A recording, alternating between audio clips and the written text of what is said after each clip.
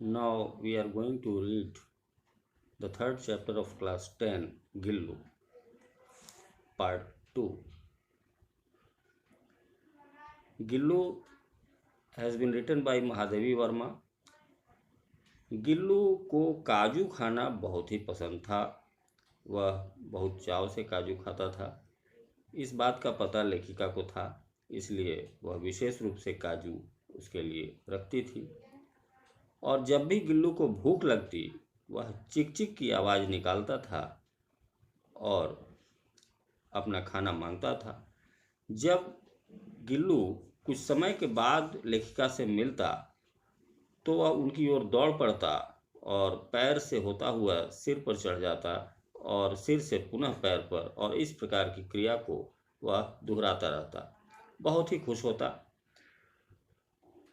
इसी प्रकार समय बीतते बीतते गिल्लू को एक तार की जाली से बने झूले में रखा जाता है, वायर मेश के अंदर, और उसका झूला होता है। उसमें गिल्लू के रहने का स्थान बना दिया जाता है, उस पर कुछ बिछा दिया जाता है और उसी में गिल्लू रहने लगता है। जब नरेटर बाहर जाती हैं अपने काम से, तो गिल्लू भी अपना बाहर जाने का रास्ता ढूंढ लेता है और किसी प्रकार बाहर निकल जाता है और अपने अन्य गिलहरी साथियों के साथ खूब उछल कूद मचाता है, खेलता है। एक बार लेखिका का एक्सीडेंट हो जाता है और उन्हें प्रवास पर कुछ दिनों के लिए रहना पड़ता है हॉस्पिटल में।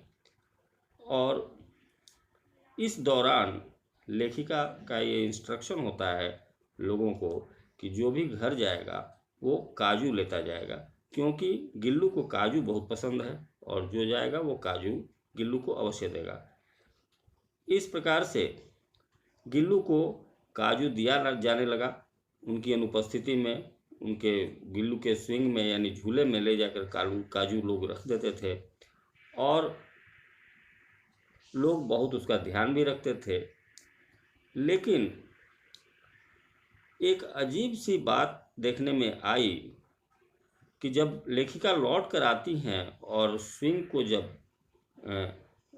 खंगारा जाता है, उसको जब निकाला जाता है, साफ़ किया जाता है, तो उसके अंदर से सिर्फ काजू ही काजू निकलते हैं।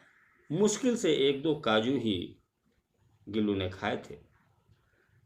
अब धीरे धीरे समय बीतते बीतते गिल्लू की जीवन लीला भी समाप्त होने को थी।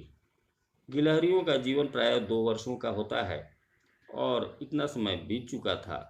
गिल्लू अब अपनी अंतिम यात्रा के लिए एक बार तैयार होने लगता है। उसका शरीर ठंडा पड़ जाता है और लेखिका उसे हीटर वगैरह से गर्म करने का प्रयास भी करती हैं, लेकिन अंत में गिल्लू सुबह के समय इस दुनिया को छोड़कर चला जाता है, यानी गिल्लू की जीवन लीला समाप्त हो जाती है।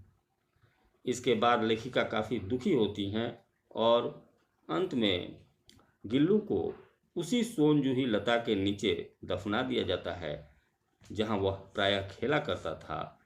उसे उस सोनजूही लता से बहुत प्रेम था।